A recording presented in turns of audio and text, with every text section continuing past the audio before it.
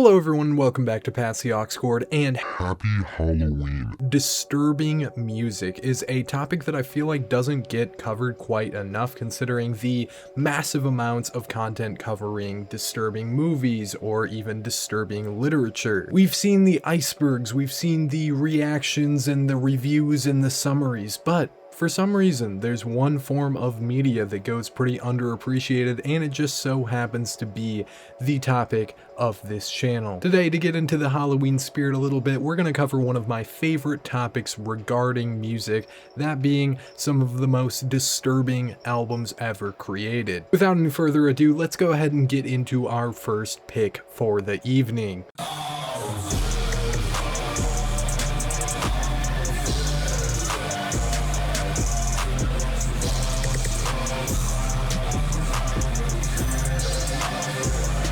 And kicking it off with something that's a lot more lighthearted than a lot of what we'll get to, it's going to be one of the first collaborative mixtapes between rappers, producers, experimental hip-hop artists, Ghost Mountain, and Sematary, as well as arguably their most beloved mixtape. If you haven't been informed of the style, aesthetics, and overall presentation and sound of the Haunted Mound collective, this is a great way to start. The influences that the two OG members of the Mound use on this project come from two very different worlds, those being horror media and drill or trap hip-hop. On one hand, you have a lot of rapping that sounds very Chief Keef inspired. On the other hand, entirely you have sound effects taken from Silent Hill, samples of wolves or ominous crying. The lyrical focus is in line with this too. They're flexing and making bangers, but they're also doing so in the most cartoonishly violent ways possible, full of references to folklore, horror media, and everything spooky. You got songs about cryptids on here, about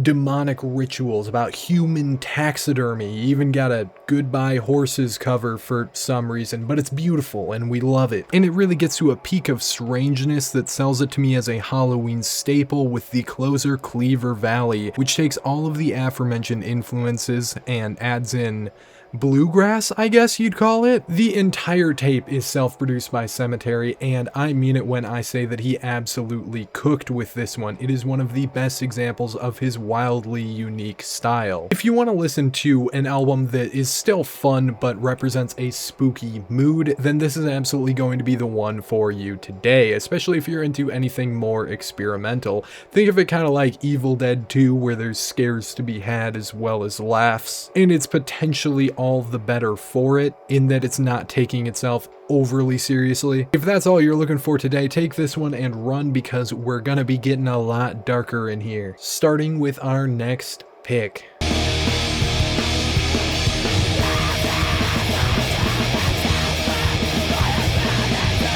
Common misconception: this is not Screamo, this is not Screamo.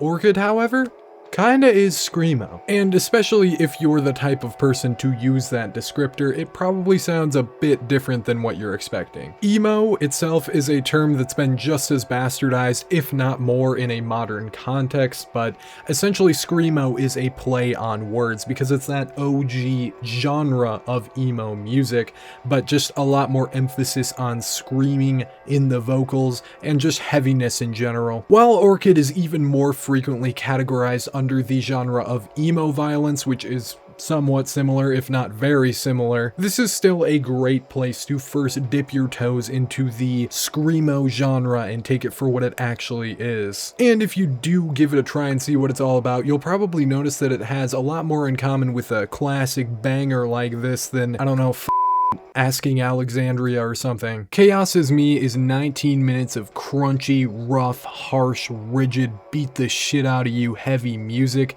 and Orchid's work in general is some of the gnarliest music you'll ever come across. When ranking punk and metal music together in their levels of heaviness, Orchid lands damn near the depths on that iceberg, but even if you're not into heavier music, there's plenty of catharsis to get out of this one. It's harsh, angry, rough, and violent, and it's even quite dark and apocalyptic lyrically speaking if you decide to look into that aspect, because you're probably not going to be getting it off of hearing the music alone. And on the cover, there's even a fun little skeleton guy for the Halloween spirit, so 10 out of 10, Quite possibly. 20-year-old Frankie. He's married, he's got a kid. For whatever reason, my old video that covered this album doesn't really seem to be affected by more modern algorithmic occurrences, but just to be safe, we're going to be calling this one the self-titled by Alan Vega's band this entire time. And it's an album that lives up to its title, that is just as stark and grim as a title would be for an album that I can't even say if I want anyone to see this video. Synth punk is a very niche genre and one that existed mostly just within the 70s, and it probably doesn't sound like you would think it would unless you've heard this album before. The parallels to synth pop, for example, are in name alone, as it certainly isn't very upbeat or catchy in the way that synth pop might be, although it is punk with synths in it, so it technically lives up to the name. No, instead this album is a sequence of looping, uncanny melodies, some of the most unsettling vocals out there, and simple rhythmic drum machine to back it all up. This album begins on a song about the Marvel superhero Ghost Rider, in which it describes him as cute. And that's by far the lightest note it ever gets to on here. The very next track is about a deadly car crash, and by the time we get down to Girl, it feels like I'm in the next room over hearing a conversation I was not meant to hear. And then following is the notorious 10-minute track that is Frankie Teardrop, a song so unsettling that it spawned a little bit of a micro challenge where people would try to listen to it in a completely dark setting and get all the way through it without shutting it off. Intentionally or not, it uses an effect similar to the phenomena of binaural beats, which essentially means your brain may have a viscerally unsettled reaction to it just for the sake of science reasons, I guess. I would know more about it if I was smarter. But beyond that, this song has a remarkably disturbing storyline and narrative, as well as just a very minimal sound with not much going on that is so much more oddly effective than you would think. Other than that, I should really just leave it to you to hear, but honestly, I should warn you, it's kind of not for the faint of heart. This song gave me a panic attack one time, just kind of out of nowhere, although I was kind of mentally going through it at the time, if I'm being honest. But your reaction to it may be very different and not a very serious or visceral reaction whatsoever. I've shown this song to people who have then ended up having a reaction somewhat similar to mine, but I've also shown it to people who have gone as far as finding it funny just because of how over the top it is. And if you haven't heard it before, where on that spectrum it'll land for you is yet to be seen. Fun fact, Bruce Springsteen was inspired by the song Frankie Teardrop, and that is the reason that his song State Trooper exists. So if you hear some similarities there, that is why. Direct inspiration. Moving on to our next pick.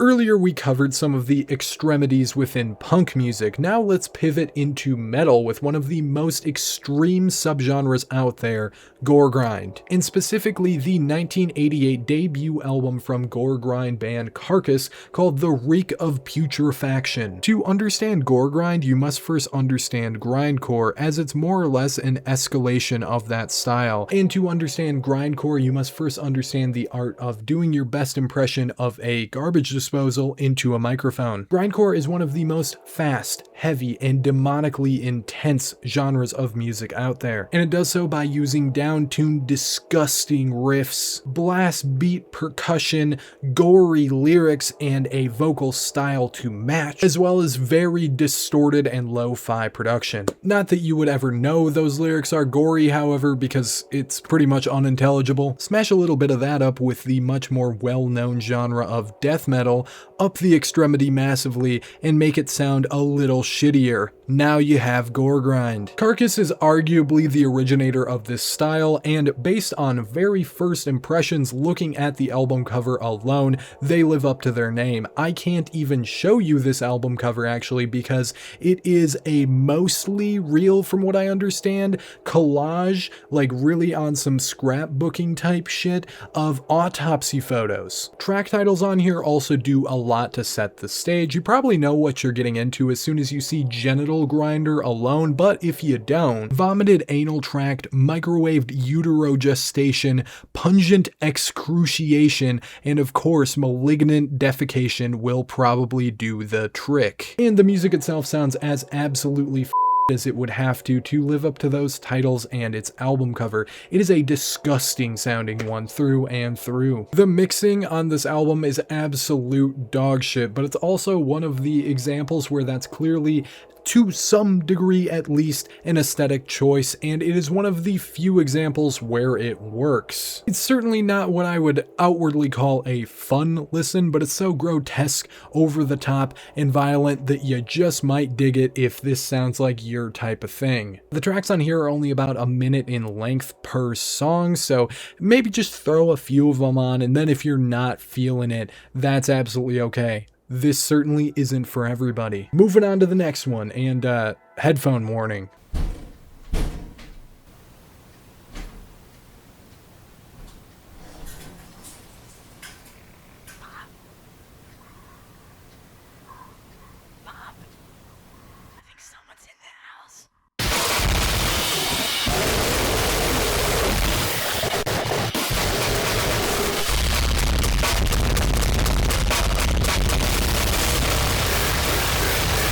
Now that we've established what gore grind is like, what if you up the ante just a little bit more? What would that even look like? Well, let me tell you. It's something along the lines of retaining the brutal guttural vocals, blast beats, and viciously aggressive pace, but adding in aspects of industrial, harsh noise, and electronics as a whole. This makes for a category referred to as gore noise. Within it, one of my favorites easily is the ridiculously prolific and pleasantly frog-themed Phyllomedusa. Phyllomedusa is an artist with an absolutely enormous body of work, sometimes putting out as many as 18 albums per year, and with a catalog like that, it's pretty hard to narrow it down to just one pick. However, if you're going to pick just one, it's probably going to be any of the Fiji-themed records, or the one outlier, Suburban Pest. Take a brief peek at this absolutely terrifying cover art and tell me which one we're probably picking for the Spooky Albums video. This whole album is only 10 minutes long, in kind of the same fashion as Gore Grind the way we were just talking about it, making this entire listen less than Frankie Teardrop. But in that 10 minutes, Suburban Pest feels like a trial by fire to get used to all of the wild sounds and dynamics of gore noise and everything you might come to love or hate about it. It's truly a masterful work as well, remaining unsettling all throughout it while still covering a massive array that you don't often see within the sort of harsh noise types of genres. The sound collage type opener, which can only be found on Bandcamp, sets the scene perfectly and is one of the most effectively ominous tone setters I've heard. From there, we get a sample that sets a home invasion narrative in some of the most harsh, demonic, aggressive, and abrasive noises that have ever entered my ears. Much of the track that follows is actually surprisingly rhythmic. It feels like a more cohesive jam, and even though it's landing within those very harsh, distorted styles, it's a little bit more accessible, technically speaking. And that's not even the start of where the surprises begin across the several minutes of Suburban Pest. If nothing else, it's an album that keeps you on your toes, and I think it's worth listening to for that alone. Even though this is probably the harshest album I've ever talked about, I would recommend it to pretty much everyone. Why not sink into this full, unashamed extremity at least once for a short period of time? Also, I have no idea where the cover art comes from. I hope it's original because it's so sick. Don't try to reverse image search it. I did that and just ended up with a bunch of gore, so that was kind of unpleasant. At least on Google, that is anyways. I didn't try it anywhere else after that, so if you know, feel free to leave it in the comments. I would love to hear it. With all that said, let's move on to the next pick. And they said, Gary, Dave Records said, Gary Ridgway, and this has been a long time coming.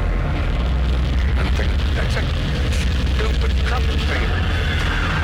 We're going all the way down the rabbit hole of freaky genres today, because the next one we've got up here is power electronics, yet another that is a lot darker than the way its name sounds. This isn't some high BPM danceable rave music by any means. No, it's much more like the sound of a paper shredder from hell making sweet love to a short-circuiting chainsaw. It's a subgenre of the wider noise and industrial categories, and it's known for its insistent use of intentional harsh feedback ear-devastating high-pitched screeches, and static that sounds like you turned the TV to the wrong channel while you had the speakers on full blast. And while that sounds like I'm shitting on it, I absolutely love this freakish genre and the damn near masochistic and brutally blasphemous qualities of it. Phyllomedusa does also actually fall under this category to some extent, although the heavier percussion in that music ends up leaning it much more towards the gore noise side of things. We're not in frog-themed horror land anymore though, everyone. This is a different beast entirely. And most of that is due to the fact that this is not an album based entirely in creativity and abstract thoughts. No, this is based on a real serial killer who just so happens to be depicted on the cover. The initials GR stand for two things. 1. Gary Ridgway, a serial killer with 49 confirmed victims, suspected of up to over 90, and Green River, the region of Salt Lake City in which he primarily carried out these murders. If there's any subject matter that's fitting to the brutality of power electronics, it would probably be one of the most prolific serial killers of all time. However tasteful or not you think it may be, this album does do a great job of unsettling the listener with that subject as well. The lyrics, while delivered very aggressively, are surprisingly intelligible, and they are written from the perspective of our killer. Beyond that, the album is sonically relentless, devastatingly noisy, heavy, dark, and never letting up on its disgusting atmosphere. There are sections that lean a little bit more towards something like dark ambient, but even these moments are very far from relaxing, and in fact may be some of the most unsettling portions due to having samples of news stories and stories from individuals from the time being sampled within them. The ethics of this album are questionable, but that's up for you to decide, as is whether or not you'll take up the task of diving in to a musical depiction of a violently disturbed mind. With that, let's move on to the next one.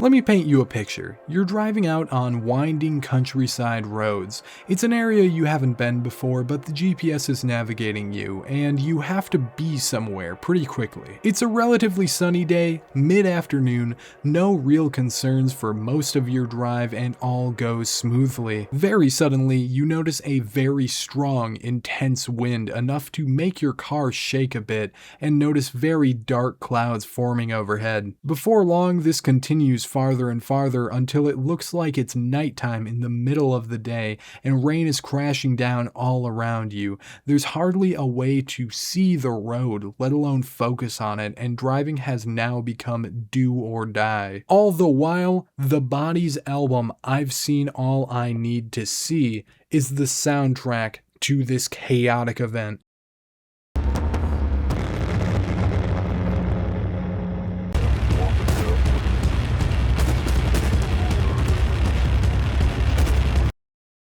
That is the scenario in which I listened to this album for the first time in my delivery driver job, and oddly enough, it feels like exactly the right setting for it. The Body is a band formed in 1999 that have consistently experimented within the realms of sludge, doom, drone, and black metal, as well as noise and the aforementioned power electronics genre, so truly many of their records could have been featured here. For obvious reasons, I've Seen All I Need to See hits close to home for me personally, but I also think that it is one of the best picks among their discography. On this album, they use all of those influences that I already mentioned, as well as dark, apocalyptic lyrics and vocals that sound like the screeches of the damned. It's also just as deeply abstract as what you can see from the album cover.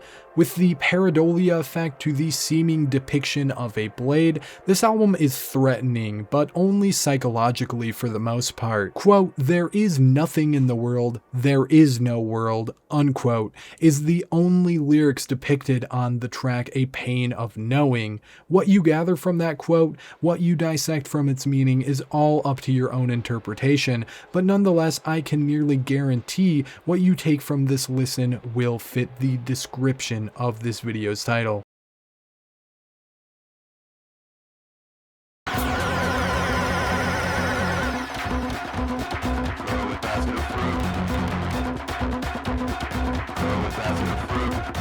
I feel like if there is one, this is really the disturbing music YouTube staple. Even if it isn't a creative pick, it is certainly one that's necessary, I think. While we're at it, I have a reaction video to this that I made a long while back, and if you want to see me be the most uncomfortable I ever have been on camera, that's the video to look for. Regardless, Shushu is a band that practically transcends description, being the true definition of experimental. If we want to pick out a specific influence, you could definitely point back at Alan Vega's band, who we talked about earlier, especially on the vocal stylings that Jamie Stewart puts forward in their vocals. Beyond that, they've done everything from cover ZZ Top to talk about some of the most atrocious events in human history, as we can see on a certain track on this album. Girl with Basket of Fruit is typically an unsettlingly abstract album, giving you some of the most outlandish and strange lyrics and sounds imaginable,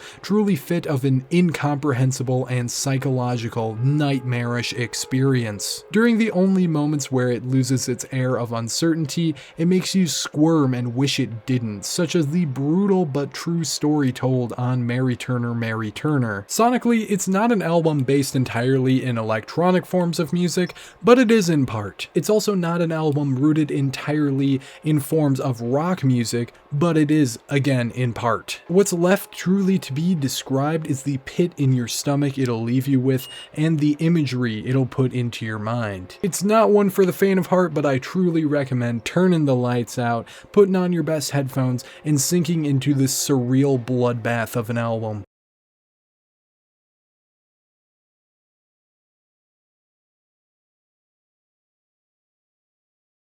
Slightly lightening the mood here is going to be one that lightens the mood somewhat, that being the 1994 debut album from rap horrorcore collective Gravediggaz. Because you can't have this list without horrorcore, and you can't have horrorcore without this album. If you're unfamiliar with the style and subgenre of horrorcore, it's a bit of a vague one, because it's essentially just a more ghoulish, gratuitously violent, and sometimes supernatural version of various hip-hop styles. For example, one of the other commonly recognized originators of the style is 3 6 Mafia, but they're from Memphis, whereas the album we're talking about today comes from artists in New York, and they both sound as such. Essentially, the common thread is a darker, spookier sound than normal hip-hop, as well as downright villainous, or otherwise generally disturbing lyrical content. I once heard the aforementioned Girl with Basket of Fruit described as the Hereditary of albums.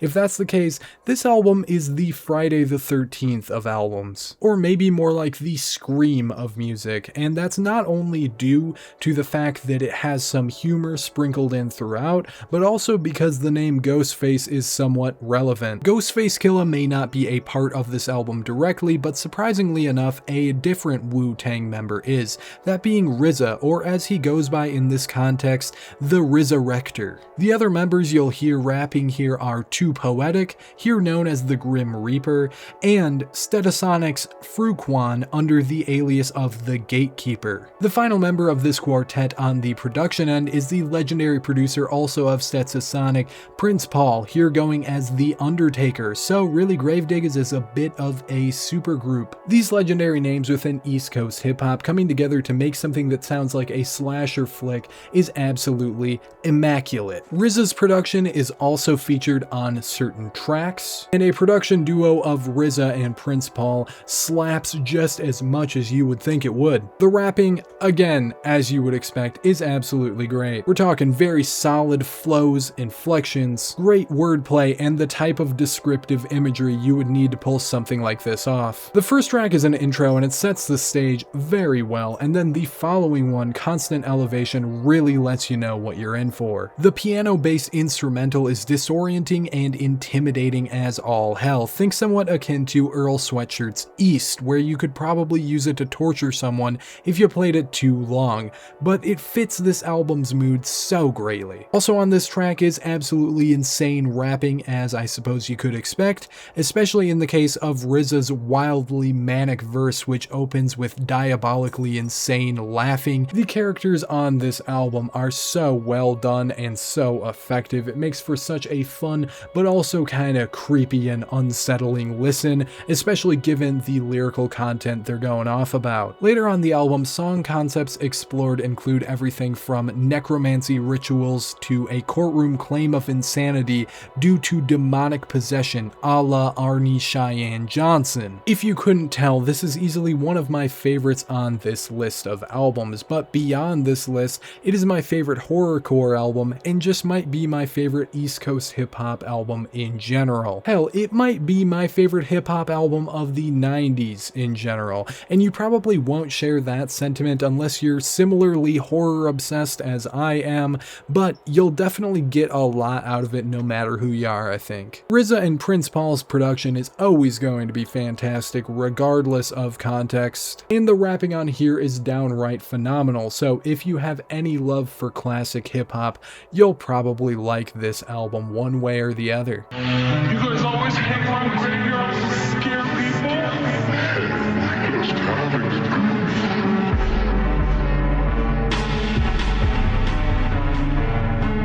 And to close off the list today, it is the only album that is primarily instrumental, and it is certainly the only one within the vaporwave genre. The vaporwave aesthetic, and really any kind of ambient music in general, is something where it seems like its unsettling potential is very much so a case-by-case basis as far as the person listening to it. It reminds me a lot of something that it shares certain aesthetics with, that being the online trend of liminal spaces. Especially if you're of a Gen Z or younger millennial age range, the vibe people get from these photos is like a mix of creepiness and nostalgia. It's like an uncanny comfort, and where you land on this spectrum varies greatly from person to person. With its slowed immersive atmospheres, stretched and warped sampling tendencies, and dreamlike presentation, it's clear why vaporwave would strike a similar chord. I've seen people and even myself describe albums as pretty peaceful or calming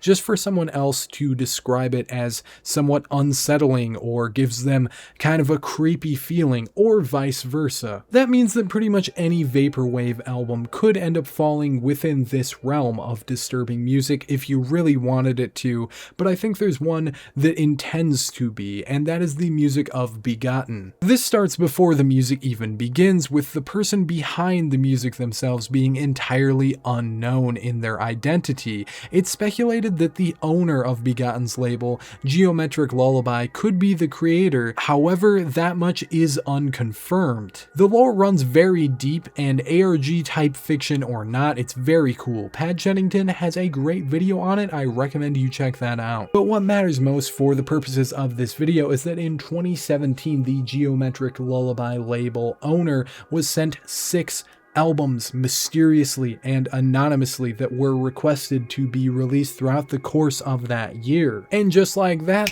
for multiple years, it seemed like that was the beginning and the end of the Begotten story. However, in 2023, we saw a wonderful comeback. My album of the year for that year, that just so happens to be Begotten's arguable magnum opus, Death Cycle. Immersive is often a great descriptor word for the best the Vapor family of music has to offer, but there's something about Begotten's music, whether it be the hazy, spacey atmospheres, the unsuspectingly trippy vocal samples, that outclasses almost everything else in immersion, at least to me. Put a darker twist on this already impressive quality, and you have an album that is similar to the odd feeling you sometimes get after a dream that you can't quite recall. You know something strange happened in it, but you don't know what it is. This is also a strangely emotional album in ways you might not expect. I feel this even more so on the most recent Begotten album that just recently came out, but there's something about Begotten's music that strongly evokes emotion in a way that you probably wouldn't quite expect. Even just on its surface level, Death Cycle is obviously trying to be spooky. If the cover didn't clue you in,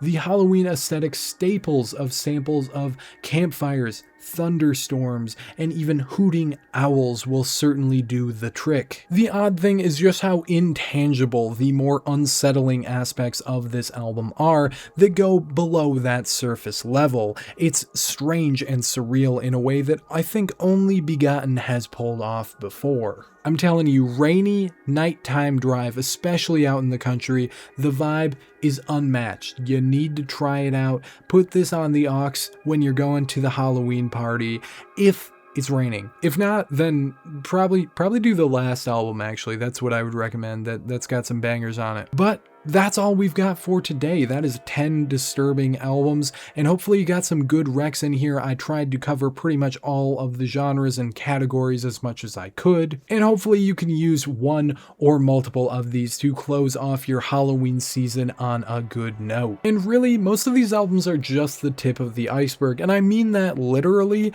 because at one point last year and even the year before it, I started making an iceberg chart of disturbing music, and I was going to release a quite long video around it, but eventually I just kind of had to scrap the idea. If this is a topic that you're interested in, I'm really hoping that this video does well so that we can do more like it. Absolutely go ahead and let me know in the comments, and make sure to boost the videos in any way you can. If you want to like on this one, subscribe to the channel for more music related content coming your way as well. And also, I've heard about this hype function. I haven't actually seen it in action before, but if you have that, I would be super appreciative if you could do that as well. But that's just about going to wrap it up for this one, and I will see you in the next video.